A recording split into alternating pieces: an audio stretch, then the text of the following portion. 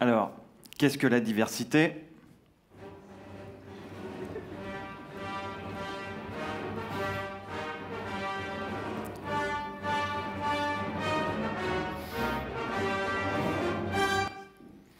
Donc là, par exemple, aucune diversité, pas un noir, pas un arabe, pas une femme, que des blancs. Et c'est vrai que ça donne pas beaucoup envie. Alors, quand on voit ça, on a un peu envie de défendre la diversité. C'est vrai que c'est un mot assez à la mode. On parle par exemple de la biodiversité, ça fait respect de la nature. Avant, on disait aussi les personnes issues de l'immigration. Maintenant, on dit issues de la diversité, parce que l'immigration, ça fait tout de suite un peu xénophobe, un peu raciste. Mais bon, moi, ça me pose un petit problème, la diversité. Je me demande si on sait bien de quoi on parle. Déjà, on dit la diversité, comme si on savait exactement le sens du mot, alors qu'en fait, on la réduit beaucoup à la diversité ethnique, il faut être clair. Et si, par exemple, on devait vraiment représenter la diversité à l'Assemblée nationale, il faudrait sans doute y mettre des schizophrènes, des SDF, des enfants, des malades, des voleurs, des prisonniers, que sais-je encore. Voilà. Alors, comme on vous l'a peut-être dit, moi j'enseigne la philosophie en classe de terminale, et en classe de terminale, on a souvent affaire à la notion de diversité, mais plutôt de manière assez négative. Alors, pour vous le montrer, on va faire une chose simple. Je vais vous donner des sujets du bac. Ça va vous rappeler votre enfance, ou pas. Et on va se poser les questions de diversité. Alors, premier sujet, la diversité des opinions est-elle un obstacle à la recherche de la vérité? On va le faire ensemble, vous inquiétez pas. Alors la diversité des opinions, ça paraît éminemment positif. On est dans la tolérance, il faut se respecter, etc. Sauf que quand il s'agit de la recherche de la vérité, en particulier de la vérité scientifique, il n'y en a qu'une de vérité. Il n'y en a pas deux. Hein. Vous prenez n'importe quel scientifique. Alors imaginez le prof de maths qui corrige l'exercice au tableau et qui montre à ses élèves un peu cancres que 2 plus 2 égale 4. Est-ce que les élèves ont le droit de dire « Ah, c'est votre opinion si je pense moi que 2 plus 2 égale 5, il faut respecter la diversité, etc. » Non, ça n'a aucun sens. Enfin, je veux dire, hein, vous prenez en physique, en maths, en biologie, on recherche la vérité et pas deux. Alors, bon, soyons clairs, la diversité des opinions en matière scientifique, c'est pas très grave.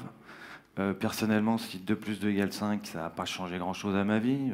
Je ferai mes comptes un peu différemment, c'est tout.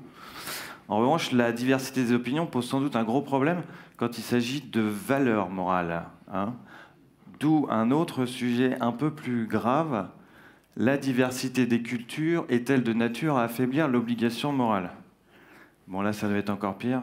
On va l'analyser ensemble. L'obligation morale, qu'est-ce que c'est?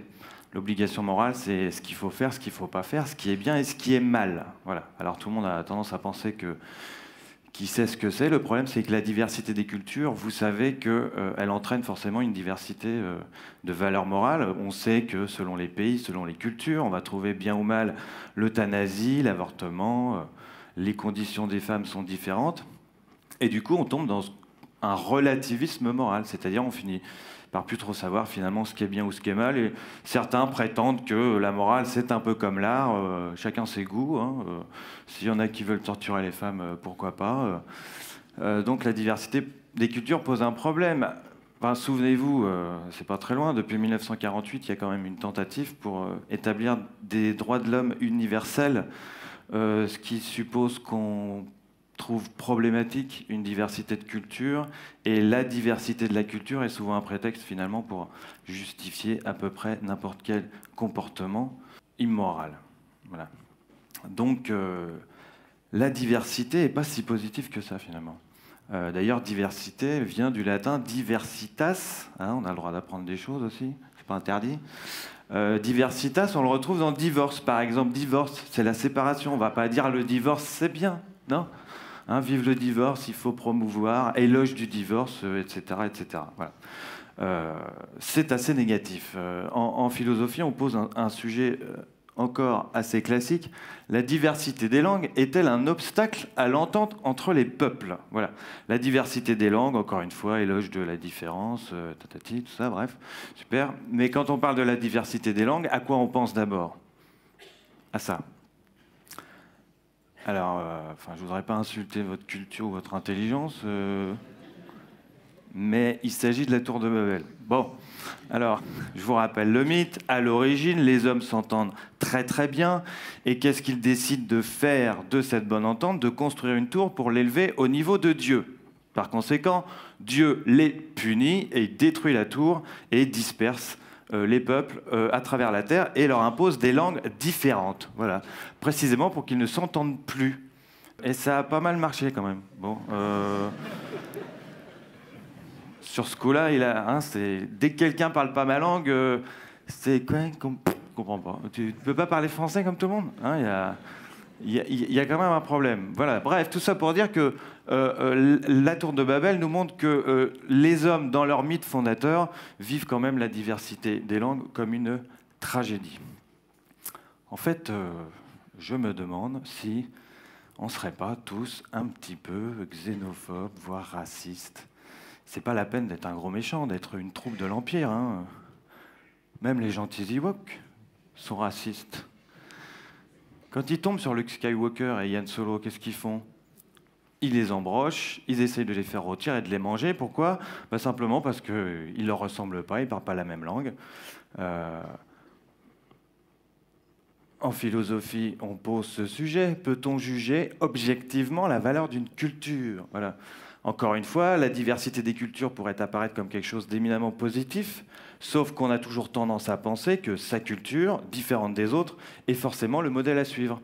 Alors Claude Lévi-Strauss, qui n'est pas un Ewok, hein, Claude Lévi-Strauss parle de l'ethnocentrisme. C'est considérer sa culture comme le modèle de toute culture.